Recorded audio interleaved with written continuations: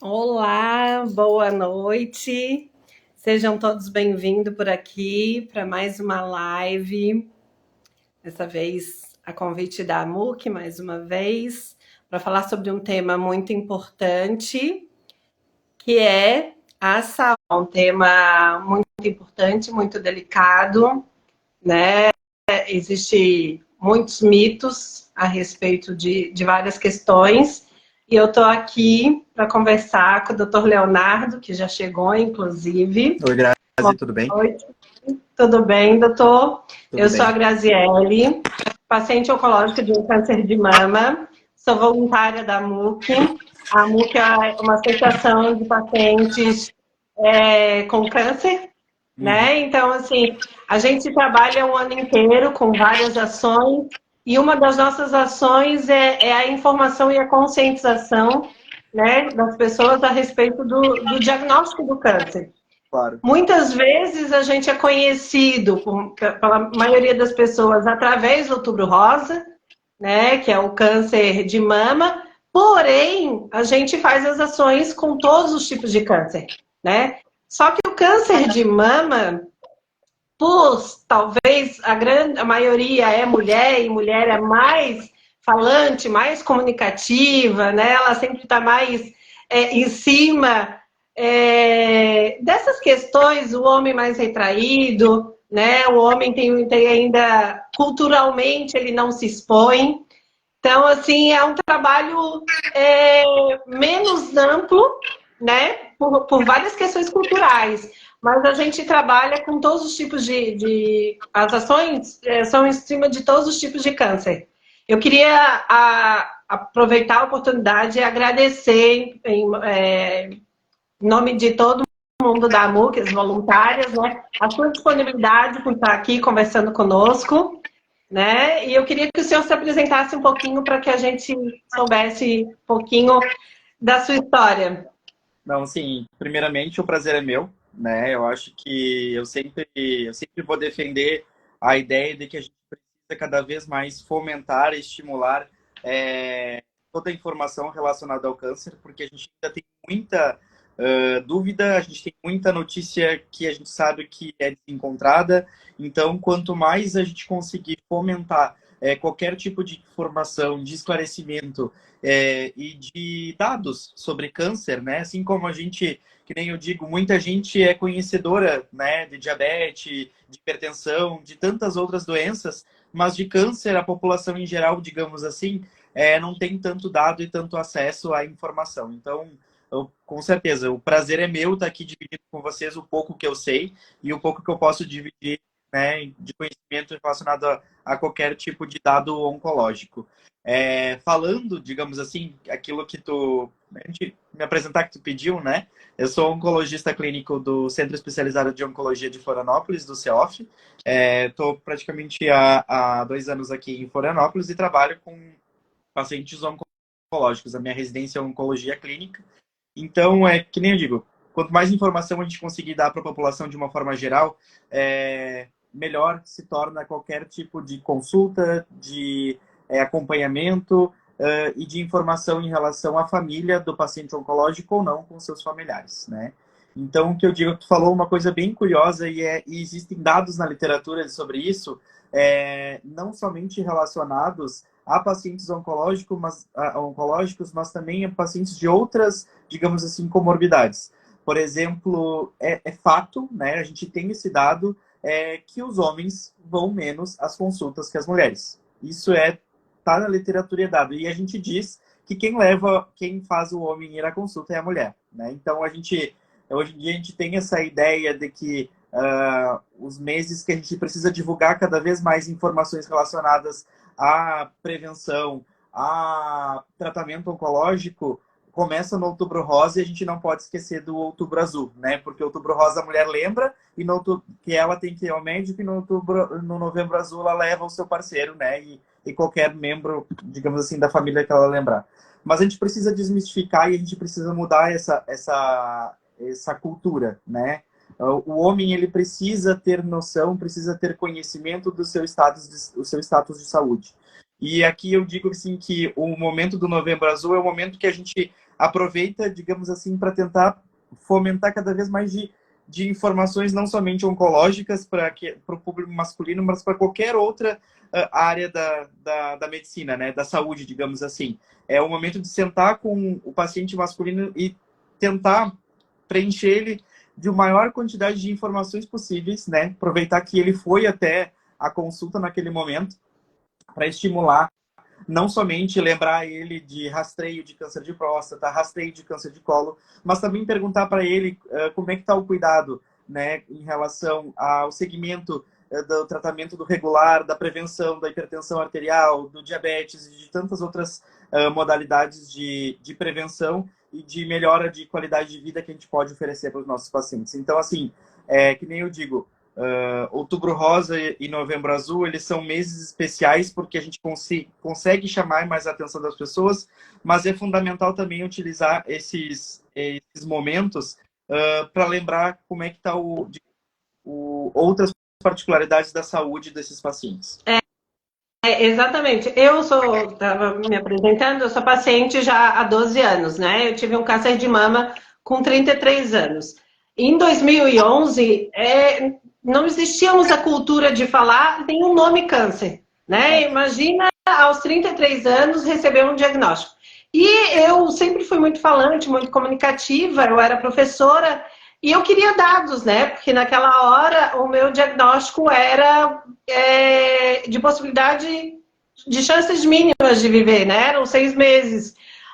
E eu via o quanto era dificultoso as pessoas, né? Os médicos, a televisão, as mídias, pauta de jornal em relação a esse tema.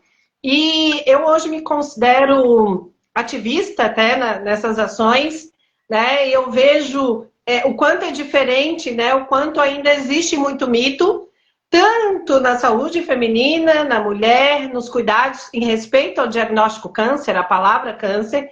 Por mais que hoje a gente tenha as mídias falando abertamente sobre isso, diferente, né, de 12 anos atrás, mas ainda existe muita restrição e até um cuidado mesmo, cuidado da saúde. A gente dá prioridade a tantas outras coisas, né? A gente nem se imagina que vai morrer. A gente acha que é imortal, mesmo sabendo que nós não somos infinitos, né? Então, assim, mas quando tu recebe um diagnóstico, eu tô falando sobre mim, mas tem tudo a ver com homem e mulher, tem tudo a ver com câncer de mama ou qualquer outro tipo de câncer. Quando tu recebe um diagnóstico que tu para ver, né, e se arrepende até de não ter tido esses cuidados. Mas eu tenho observado lá e ainda aqui tenho mais questão mesmo da pessoa aceitar, porque é um tema que não é muito gostoso de se ouvir. Então, ainda até vou trazer uma experiência que eu tive. Eu fui convidada para muitas palestras em nome da MUC, e em uma que eu fui, a mulher disse: eu não aguento mais ouvir sobre Outubro Rosa, parece que eu vou sair daqui com a impressão que eu recebi o diagnóstico.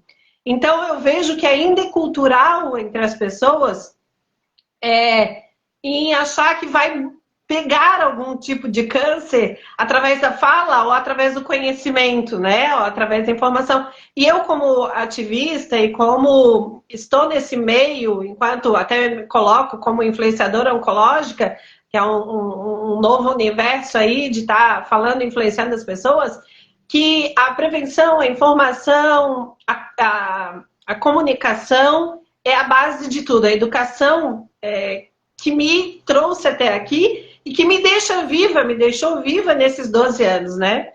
Então, assim, a MUC, ela tem a campanha desse ano, foi Quanto Antes Melhor, até exatamente por isso, porque a gente, enquanto paciente, enquanto associação, enquanto sociedade civil, sabemos que o câncer está cada vez tendo avanço da ciência, né? Mas ainda temos resistência em ir até o médico, ainda temos resistência a perceber os sintomas, ainda temos resistência a dizer assim, se eu for ao médico, vou encontrar alguma coisa, e se eu encontrar alguma coisa, quem procura acha, né? E eu queria que tu falasse um pouquinho dessa tua experiência, principalmente em relação ao homem. Volto contigo, porque o homem ainda a mulher, quando tem sintoma, ela procura, né? E o que a gente, digamos assim, para ilustrar, a gente vê o que acontece. Às vezes, o homem ele é mais resistente à mudança do estilo de vida, que aí eu foco na prevenção, né? Todas essas campanhas que a gente motiva e que a gente tenta esclarecer cada vez mais dados da literatura sobre o câncer, sobre o tratamento, a gente quer que o objetivo é pegar aquela quantidade de pacientes da prevenção, né?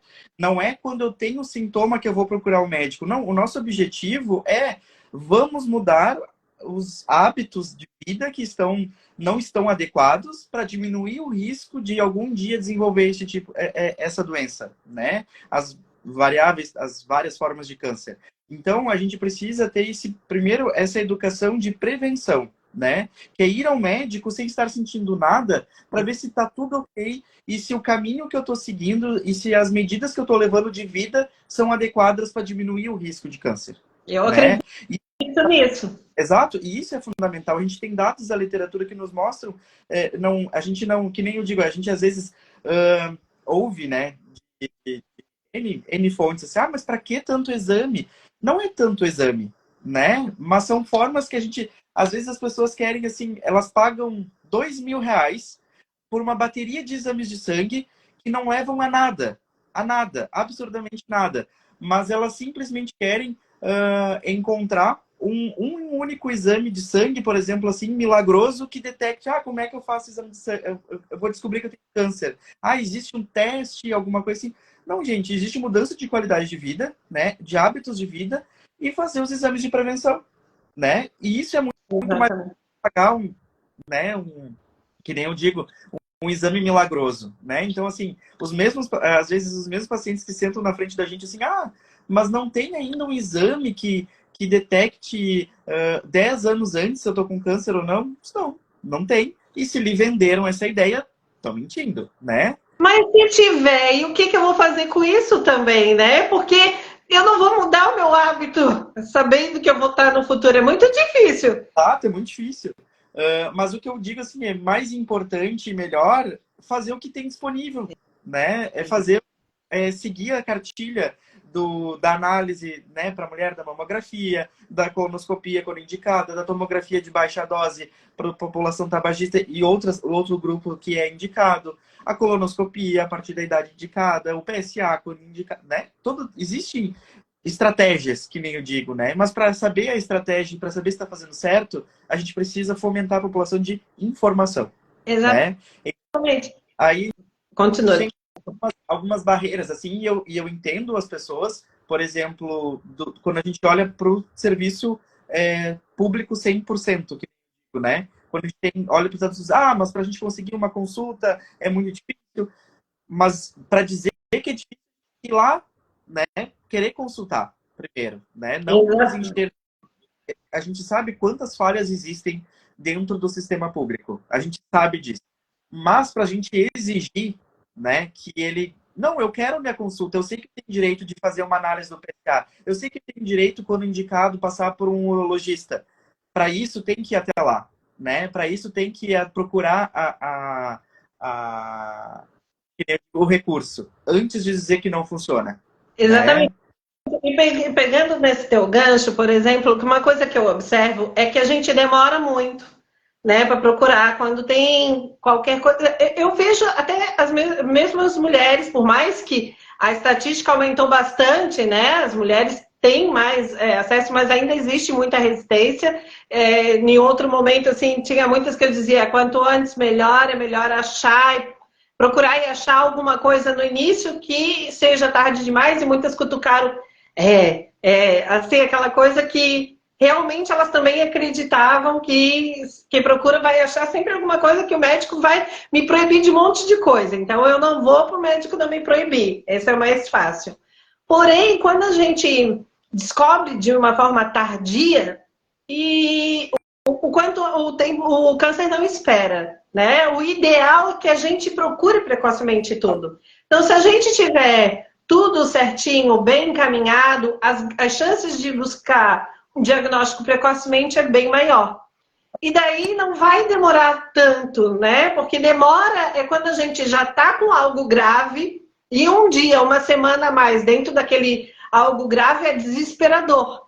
Mas se a gente estivesse já dentro do padrão, talvez a gente não fosse perceber tanto essa demora. Claro que tem demora, como o senhor falou, existe burocracias até inapropriadas, mas também se a gente fizesse às vezes a nossa parte de forma certa, talvez o fluxo seria um pouco diferente, né? O fluxo é diferente, e aí que eu digo, a gente tem quando a gente começa a se indignar, e a gente procura o que a gente não tem, a gente começa a se indignar, eu acho que a gente tem a capacidade maior de reivindicar, né? Então, assim, tipo, antes de dizer que não funciona, procure, né? Vá atrás da sua consulta e da sua avaliação e dos seus exames complementares, da sua análise global, né? Então, assim, vá atrás. E porque eu digo assim, existem duas coisas que são primordiais quando a gente fala de câncer, né? Tu falou a frase, câncer realmente ele não espera. Na real, nenhuma doença espera, né? Mas a gente sabe que o câncer tem toda a particularidade dele que quanto antes a gente faz o diagnóstico, a gente tem essa possibilidade de tratamento mais eficaz. Então, duas coisas são primordiais, né? O câncer a gente tem que focar na prevenção, a gente tem que fazer com que a prevenção funcione, correto? E o segundo ponto é que, se tiver indicação de tratamento, o primeiro tratamento é o mais importante de todos. E para isso ele tem que ser feito no momento ideal, da forma mais correta possível, né? Então, para qualquer que seja o tipo o primário que a gente diz de câncer, seja próstata, mama, cólon, pulmão, o primeiro tratamento é o mais importante de todos, né? A gente tem e o momento onde ele é feito o diagnóstico também. Então, duas coisas: a prevenção e o acesso ao primeiro tratamento. Isso é primordial, né? E isso eu não falo só aqui de câncer de próstata, eu falo de qualquer tipo de neoplasia. E eu, enquanto ativista da MUC, né, e de outras questões de associação de pacientes, a educação, a informação, né? A gente está aqui debatendo, né? Hoje a ciência mudou tanto, a tecnologia mudou tanto, e a gente tem essa oportunidade que não tínhamos antes, né? Mas ainda assim a gente decide pular os stories, desligar a televisão, né? Porque nos incomoda esse tipo de tema. Exato, exato. É um tema que a gente tem muito estigma ainda, né? A gente precisa, primeiro ponto, a gente sabe que é muito difícil o acesso, né? Que não é a realidade brasileira é muito heterogênea nas regiões, né? Sul, Sudeste, Norte, Nordeste, é muito diferente. Cada cidade, principalmente as capitais, tem suas particularidades. A gente sabe que o acesso não é de longe, está muito longe de ser o ideal que a gente precisa para a população, certo?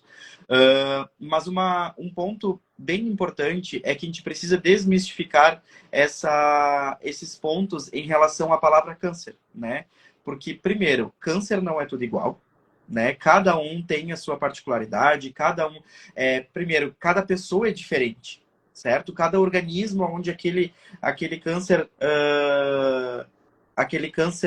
se desenvolveu, ele vai se desenvolver diferente, digamos assim, de uma forma diferente naquele organismo, naquela pessoa, né? Então, não tem como comparar. Cada um tem o seu, cada um tem a particularidade do seu, e não adianta olhar para o do vizinho, porque o do vizinho foi isso, o do vizinho foi aquilo. Não adianta, que nem eu digo. Primeira coisa, cada um tem o seu e ele vai se comportar de uma forma diferente em relação ao tratamento de cada um. Segundo ponto, estigma é que câncer não é sinônimo de morte. De morte. Né? Exatamente. Né? Exatamente. Com maior naturalidade, digamos assim, eu posso dizer isso. Não é sinônimo de morte. A gente sabe que é uma doença que ela tem uma característica de ter essa particularidade de ser mais rápida, digamos assim. Né? A gente não pode esperar tanto tempo para uma correção, para investigação, para o diagnóstico, para o tratamento, seja ele só cirúrgico, para fazer cirurgia, seja lá o que for, ou radioterapia. Ele tem particularidade.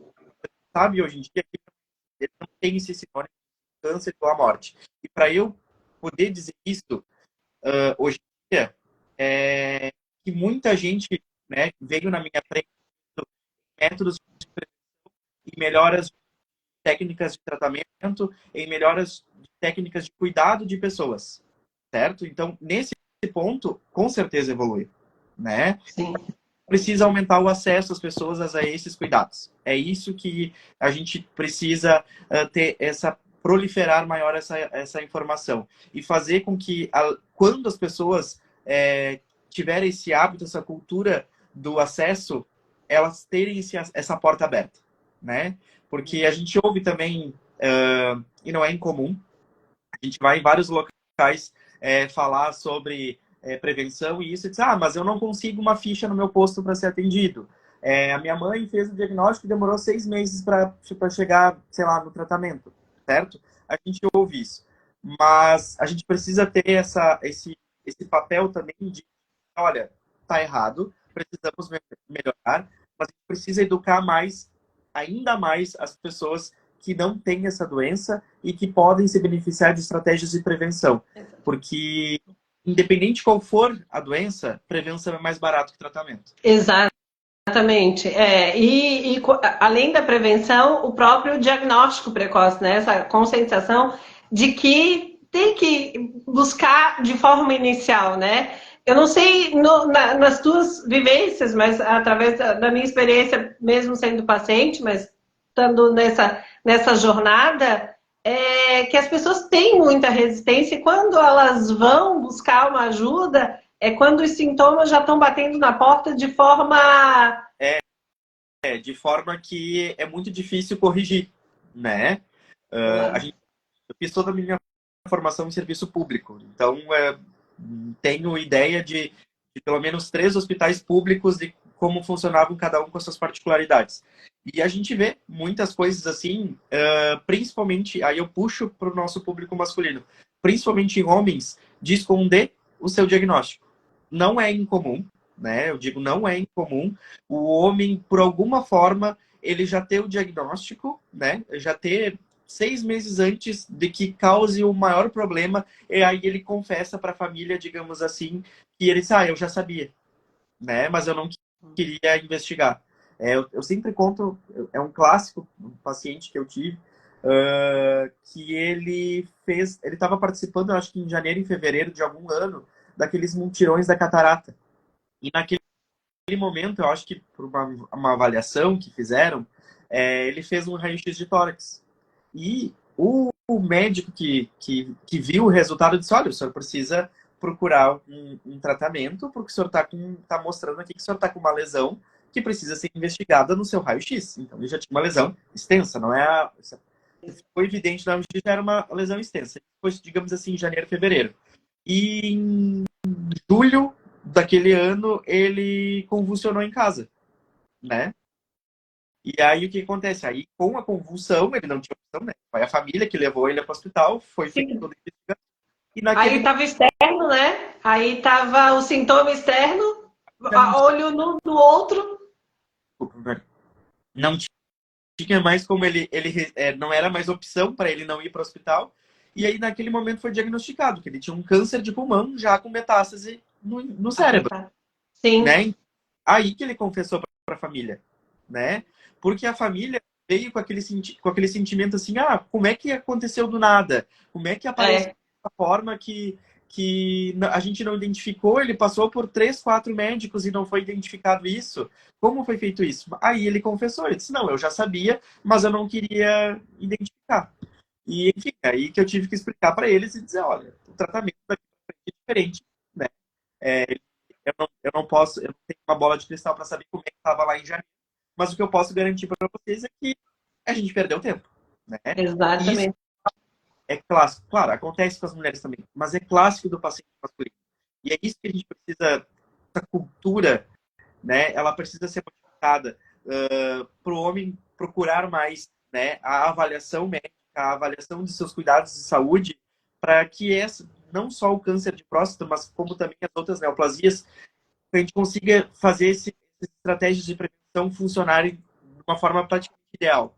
Né? Eu não sei o caso dele, se ele era fumante, mas em alguns casos, daí... Então, daí eles assim, não, eu vou esconder, que senão ele vai me proibir. Tá? Né? Então, se eu contar para a família vai me proibir de fumar. E também vem um estigma que é algo importante que os pacientes, principalmente de câncer de pulmão, tabagistas, que eles ficam com aquela coisa de culpa, né? Sim. Ficam com um sentimento de culpa e dizem, não, se é para ter culpa, eu não quero ter. E parece que não sabendo que tem e fazendo o diagnóstico, fica para depois, né? Então, É uma coisa assim que eu falo, né? Eu comecei no YouTube, antes de me vincular como voluntária nas associações, e eu sempre falava isso das minhas experiências, né? Até por causa das mulheres, enfim. Mas a gente acha que se esconder vai resolver algum problema. E isso já é psicológico, né? É uma questão que nós, seres humanos, achamos que o nosso problema pode ser jogado para debaixo do tapete. exato. Que nem eu digo assim, ó, porque muita gente faz isso para, por exemplo, para hipertensão, para o diabetes, sabe que tem um problema, esconde, coloca ali debaixo do tapete. Mas o que eu tento explicar para os pacientes é que a conta do câncer chega mais rápido. Exatamente. E com uma consequência muito mais grave, né? E muito irreversível. Porque se tu tiver um diabetes, por mais que tu tenha muita complicação, tem muitas chances de ser um diabético cheio de medicamento e com uma vida. A gente entende que digamos assim, o mundo das comorbidades cardiovasculares, elas são tão graves quanto, assim, né? Mas a gente diz que elas são mais silenciosas que o câncer. E elas não têm a mesma mortalidade, né? É um grau diferente. A agressividade que pode se desenvolver com determinada doença é muito maior com a oncológica, né? Por isso, toda a história do e isso é o que a gente precisa, né, fazer esse processo de educação da população. Quando a gente oferece, né, as estratégias, como diz, olha, tem o que fazer, a gente tem solução, a gente consegue, né, e fez o diagnóstico, ok, agora a gente vai focar no tratamento, na resolução do problema, né, o quanto antes, né, e para ser certeiro, para dar o melhor tratamento, o primeiro tratamento, que nem eu digo, isso é fundamental. Eu acho que a palavra-chave para o câncer seria o medo, né? O medo do desconhecido. E exato. Hoje a gente está tendo a oportunidade de dar palco, dar voz, da mídia, né, para esse tema. Eu, como paciente, ativista, e a MUC como associação, trabalhamos com o tema, com essa fala, não só no outubro, não só nos meses das campanhas, né? Porque acho que o câncer ele tem que ser falado de janeiro a janeiro, apesar de que as mídias, as grandes empresas se dedicam a abrir, né, apenas nesses meses. Para nós é ruim, mas pelo menos temos, né? Eu sou da mesma opinião. Falar o ano todo, né? E que não deve ser reservado a uma determinada época do ano, mas se a mídia chama a atenção para esses momentos, ok, beleza, melhor que nada, né? Exatamente. Mas a gente precisa ainda na questão de informação. Até porque muita gente ainda tem ideia de câncer da novela, que nem eu digo, né? Aquela ideia que o paciente oncológico é um paciente terminal, a ideia que a quimioterapia é algo que quase mata o paciente, e não é assim, né? Claro, tem todos os eventos adversos, os efeitos colaterais, e tem bastante coisa, mas as coisas melhoraram, a gente conseguiu aprimorar ainda o formato ser feito, né? Eu vou... Longe de ser o nosso ideal, tá longe de ser o ideal, mas tá muito melhor, e não é aquilo da novela, que nem eu digo, né? Porque o paciente chega na tua frente com aquela sensação assim, agora, primeira pergunta, sendo metastático ou não, o paciente pergunta quanto tempo eu tenho de vida e se a quimioterapia vai me matar, né? São perguntas que a gente ouve, e não é por aí o caminho, né? É esse tipo de informação que o presidente precisa corrigir. Hoje, nós temos um papel, nós pacientes influenciadoras, temos esse papel de estar empoderando, encorajando e informando as pessoas. Porque lá em 2011, eu queria ter uma pessoa como eu fazendo esse papel, não tinha. Quem deu uma fala foi a Patrícia Pilar, de se expor na mídia que ela teve câncer, mas não se falava, né, sobre ter câncer, viver câncer, quimioterapia, morrer, metástase. O meu, quando eu descobri, não era metastático, hoje ele é metastático, mas ele era localmente avançado, já tinha metástase ali na região, então ele já era grau 3. A possibilidade de vida era prognóstico de 6 meses, mesmo, de fato. Porém, as possibilidades de tratamento, encaminhamento, conduta minha e dos profissionais fizeram com que eu estivesse aqui até então. E hoje a gente tenta fazer esse trabalho de ajudar, de conscientizar, de informar, porque isso é fundamental, né? Para que as pessoas desmistifiquem um pouco. Porque a gente só tinha aquela fala, igual quando tu vais comprar um carro, tu não vê na rua, mas a partir do momento que tu compra um carro, tu sai na sinaleira, tu encontra 3, 4 com aquilo, né? Então, assim, se a gente tiver... É que tu presta mais aquilo que tu está vivendo. Exatamente. Então, daí, se tu começar a ter esse contato de forma negativa, vai ampliar a tua informação no lado negativo, né? Então, quando a gente multiplicar boas informações, não é trazer um mundo cor-de-rosa, não é dizer assim, nossa, é super tranquilo. Não. Longe disso, é longe disso. Mas é a gente tirar os mitos, né? É a gente tornar o caminho e as informações mais adequadas, né? É legal. E é o que nem eu digo assim, ó. Hoje em dia a gente tem um universo da influência, que nem eu digo, né? As mídias, aqui a gente está no Instagram. Por exemplo, o Instagram tem influência muita coisa. Mas o que eu digo assim, aquilo que realmente influencia, eu troco o influenciar por educar. Né? Então, assim, eu acho que, como, entre aspas, influenciadoras oncológicas, são educadoras oncológicas, na minha opinião. Né? Porque do seu exemplo e da sua bagagem de história para mostrar para as outras que, olha, a gente tem um caminho diferente e se tu tem a oportunidade de ser avaliado por um profissional de saúde da tua confiança e que te dê o norte da prevenção, é para isso que vocês estão na mídia, né? Então, eu acho que você, muito mais que influenciar, vocês educam. E isso a oncologia é fundamental. Muito obrigada. E assim, eu gostei muito das suas colocações, porque a gente falou no geral mesmo em relação à consciência da saúde. Deixar aqui e a gente vai longe. Por isso que quando o senhor me perguntou o tempo, eu disse, olha, 1 hora tranquilo. Mas assim, falando um pouquinho sobre os cuidados, a gente falou muito que assim, o ideal é que seja antes. Mas vamos trabalhar um pouco com a realidade, né? O que são questões que preocupariam, né? Para que a gente já sentisse o sinal de alerta, porque a gente falou no ideal, mas a gente está falando também na realidade, né? O que são as questões assim que a gente tem que ter os sinais bem atentos e que a gente deve procurar ajuda? Então eu vou falar, porque senão a gente entra num campo muito grande. Eu vou trazer para vocês só o câncer de próstata, que eu acho que aí fica uma coisa mais, a gente fica mais assertivo.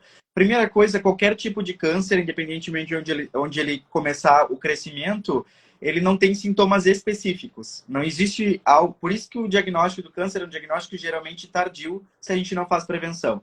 Porque não existe um sintoma clássico, digamos assim. Se eu estou com uma pneumonia, eu tenho, digamos, tosse, falta de ar, clássicos, né? Se eu tenho um infarto e dor no peito. Agora, se eu tenho câncer, o que eu tenho? Não pode. Uma primeira resposta. Pode não ter nada, né? Então, assim, pacientes com câncer de próstata, homens que devem começar a tomar, ligar uma luz amarela, que nem eu digo, né? Um sinal de alarme. Começar com dor ao urinar, né? São pacientes que podem apresentar sangramento na urina, certo? Diminuição da força do jato de urina, alguma alteração, digamos assim, começar a ter vontade de urinar e ter uma dificuldade do início da micção. São sintomas clássicos, digamos assim, que obrigatoriamente devem levar o homem à avaliação, né? Eles são sinônimos de câncer de próstata. Existe uma infinidade de patologias que podem acometer a próstata. Mas esse homem tem que ser avaliado. Ele não pode esperar para ser avaliado, né? E que nem eu digo, a gente tem, hoje em dia, né, o acesso aos exames digamos assim, é fácil. Então, não é infrequente que a gente recebe pacientes no consultório simplesmente pelo PSA elevado. Ah, eu tô com... Nossa, tem gente que perde o sono, né? Que, o meu médico, eu fui num médico, me pediu um PSA, e porque eu tava com dor, e eu tô com um PSA alto. Eu vi que meu PSA tá alto. Perde um sono achando que tô com câncer de próstata avançado, né? E o que a gente tem que dizer? O PSA aumentado, ele tem que ser investigado, mas não necessariamente ele é sinônimo de câncer de próstata, porque pode ser uma hiperplasia normal a próstata do homem cresce, né? Ela é uma glândula que cresce, que aumenta. E conforme ela vai aumentando, ela pode aumentar o PSA. O homem pode estar com uma infecção na próstata, uma prostatite, e isso leva o aumento do PSA. Então, isso é um outro ponto importante. Tem sintomas, vai ser avaliado. Não, um PSA aumentado sozinho, sem uma avaliação, não é sinônimo de câncer de próstata, né? Bem. Então, esses são pontos chaves, assim. A gente tem, fiz o diagnóstico de câncer de próstata. Eu preciso fazer quimioterapia? Não necessariamente, né? Hoje em dia existem estratégias de tratamento de câncer de próstata que a quimioterapia fica muito longe. E o que eu sou de uma... A geração mais nova, a gente vê o câncer de próstata como uma doença crônica. Que ainda existem ferramentas, estratégias de ferramentas a serem utilizadas que fazem com que o paciente tenha uma vida, digamos assim, sem nenhuma limitação, mas que a gente sabe que é uma doença crônica, que vai acompanhar o paciente. Ainda assim, que também é outro mito que envolve, que dificulta a ida ao médico, é a questão da impotência. Exato. A gente sabe que a diminuição do libido, né, ela pode fazer, ela não é infrequente, ela faz parte de uma grande quantidade dos pacientes que estão em tratamento, né, ela é um efeito colateral do tratamento, digamos assim. Vou explicar de uma forma bem generalista, Sim, tá? sim, Não vou entrar no... sim, é só para dar uma pincelada. Sabe que isso é um dos efeitos colaterais de alguns tipos de tratamento, E é o que correto? faz o medo, né? O E medo de ir. é o que faz o medo. Eu vou evitar de fazer o diagnóstico porque eu sei que quem tem câncer de próstata tem libido baixo, não tem ereção, tem toda essa história. Mas assim, pelo menos, que nem às vezes a gente precisa ser bem enfático com os pacientes, né? Tem pacientes que estão tratando e a gente sabe, né, da perda de qualidade de vida, de várias coisas que vêm por aí. E aí a gente diz assim, mas tem solução, né? Tem a solução. E aí o paciente tem que escolher. Tem pacientes que, né, querem fazer. A gente tem que fazer intervalos de tratamento. Existem estratégias, né? Mas para isso a gente precisa saber o tipo, a extensão e montar uma estratégia de tratamento junto ao paciente para que ele tenha, digamos assim, que nem eu gosto de frisar. A gente tem que lutar não por quantidade de vida, mas por qualidade de vida, né? Eu acho que Exatamente. é importante. E isso eu só vou saber, né? Só vou ter a consciência e a capacidade de o paciente sentar e decidir o que ele quer, se ele tiver acesso à informação, né? Então, Exatamente. vamos fazer mais, vamos participar mais de campanhas de prevenção, vamos ir mais ao médico. Eu ia falar. Se tiver que fazer diagnóstico, vamos fazer mais diagnóstico. E aí, no momento ali que sentar na frente do profissional para decidir qual o tratamento, quais as opções de tratamento que existe, aí para e pensa sobre a diminuição do libido. Exatamente. Mas não deixe de ter um crime que uma pessoa pode fazer com ela. É deixar de fazer o diagnóstico por medo da diminuição do libido. Da Né? libido, Então, assim, ele pensa na libido hoje, mas a grande possibilidade dele morrer em 6 meses aumenta maior. Então ele vai ter uma libido hoje. sendo, digamos assim, falando em números, pode ser que a gente consiga utilizar essa estratégia. Mas é que nem eu digo, vamos ter primeiro o conhecimento, primeiro estar com os dados e saber o que para aquela pessoa, para aquele homem, seria o melhor tratamento e o que tem de efeito colateral. Né? É nesse momento que a gente consegue oferecer para o paciente as melhores informações e ele decidir. Né? Eu digo assim, ó, antes de não querer ir ao médico, de fazer o diagnóstico de câncer de próstata, pensa nisso, assim, né? Mas será que o meu é igual ao do vizinho que acabou acontecendo tudo isso de efeito colateral? Né? Será que o meu não é diferente? É isso que tem que... Desculpa. É isso que tem que fomentar a ida do paciente ao profissional de saúde, né? É nesse momento que perpetuar a ideia de educação e que o paciente, ele, a partir do ponto que ele tem a informação na sua mão, aí que ele decida, né, o que seria o melhor para ele, né, para aquela situação. Perfeito. Todas as palavras assim foram bem colocadas. Agora eu vou fazer uma última pergunta para a gente encerrar. Tem uma idade certa que a gente deve procurar o médico, o urologista no caso, ou qualquer outro? Nós falando sobre câncer de próstata, então. Para início de rastreio, digamos assim, uma coisa importante que eu não falei e que é muito perguntado no consultório se todo câncer de próstata tem origem familiar. Não, é a minoria, tá? A gente sabe que tem o câncer de próstata relacionado ao padrão familiar, mas ele é a minoria da percentagem dos casos, né? A maioria que a gente diz é esporádico. Teve porque tinha que ter, não tem um padrão familiar. Dito isso, a gente sabe que mais ou menos ali, tipo, existem guidelines que fomentam que a partir dos 45 anos, existem guidelines que fomentam que a partir dos 50 anos que os homens devem procurar digamos assim, esse segmento específico, né? Se preocupar, digamos, com o câncer de próstata, certo? Então, mas aí a gente volta lá no início que a gente tem que fazer o check-up sempre, diagnóstico, né? Sempre, prevenção desde o início, assim. Próstata, né? Mas a qualquer idade a gente deve se preocupar com o nosso status de saúde, né? E aí eu não digo nem o check-up, eu digo saber o que eu estou fazendo certo e o que eu estou fazendo errado. Isso é o mais importante.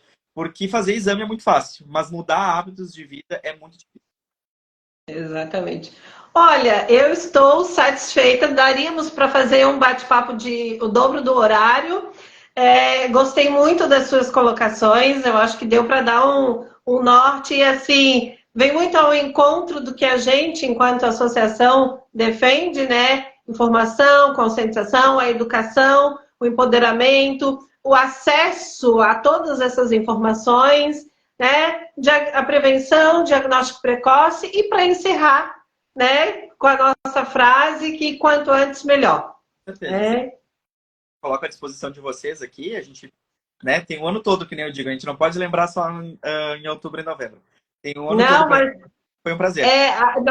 Nós temos um pouco de dificuldade de encontrar, né, o profissional exatamente para falar sobre o tema. Mulher a gente encontra bastante, várias mulheres que são atuantes, que ajudam, né, que estão aqui, que são nossas parceiras, a doutora Maria Eduarda, que está com a gente há vários anos, em vários meses. Mas é isso. Não. Muito obrigada. E a gente tem que falar sobre tudo. Não pode ter restrição.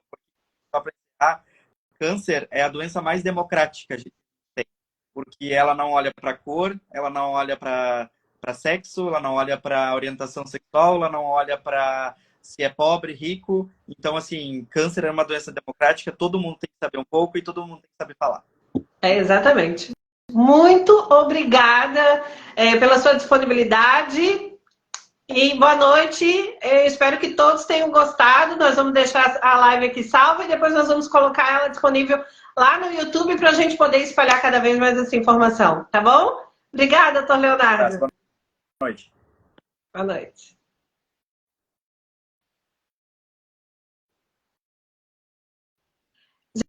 Gente, obrigado. Espero que vocês tenham gostado. Se não conseguiram assistir até o final, vai ficar salvo aqui no Instagram da MUC. Depois a gente vai disponibilizar também no YouTube. Mas eu acho que essa live deve ser compartilhada, porque teve muita informação bem legal. Espero vocês na próxima. Tchau, tchau. Boa noite.